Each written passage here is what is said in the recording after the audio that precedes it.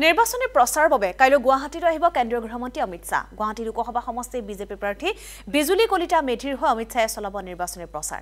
গৃহমন্ত্ৰীগৰাকীয়ে কাইলৈ বিয়লি চাইকেল ফেক্টৰীৰ পৰা লাল গণেশলৈ 2 কিলোমিটাৰ যোৱা ৰোড শ্ব'ত অংশ ল'ব। ৰোড শ্ব'ৰ কাৰ্যসূচীত 1 পৰা 1.5 লাখ লোকে অংশ লোৱাৰ সম্ভাৱনা। অমিত শাহৰ আগমনক লৈ উৎসাহিত বিজেপিৰ কৰ্মী সমৰ্থক।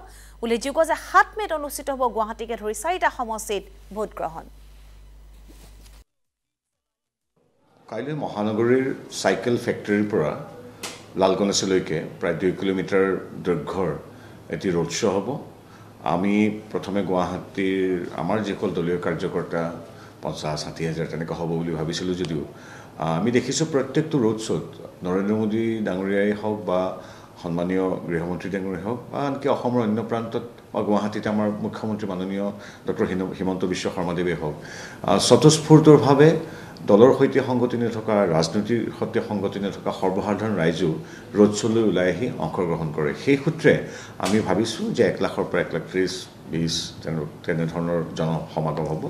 এইটো আমাৰ দৃষ্টিত গুৱাহাটীৰ আজিলৈকে মই দেখা বা আমি দেখা সৰ্ববৃহৎ ৰোড শ্ব' হোৱাৰ প্ৰবল সম্ভাৱনা আছে। কাৰণ ভাৰতীয় জনতা পাৰ্টীক আশীৰ্বাদ দিবলৈ নৰেন্দ্ৰ মোদীদেৱক তথা ডক্টৰ হিমন্ত বিশ্ব শৰ্মাদেৱ অমিত শ্বাহদেৱক আশীৰ্বাদ দিবলৈ হাতে হাত ধৰি থিয় হ'ব। গতিকে খুব অনুপম অভূতপূৰ্ব পৰিৱেশ। আমাৰ গোটেই মহানগৰৰ পাৰিষদসকল আমাৰ বিজেপিৰ কাৰ্যকৰ্তাসকল সকলো সাজু হৈছে। এতিয়া আমাৰ মহানগৰতে বিজেপিৰ লক্ষাধিক কাৰ্যকৰ্তা আছে। গতিকে সকলো আহিলেতো তাত 2 লাখ পৰ্যন্ত মানুহ হ'ব।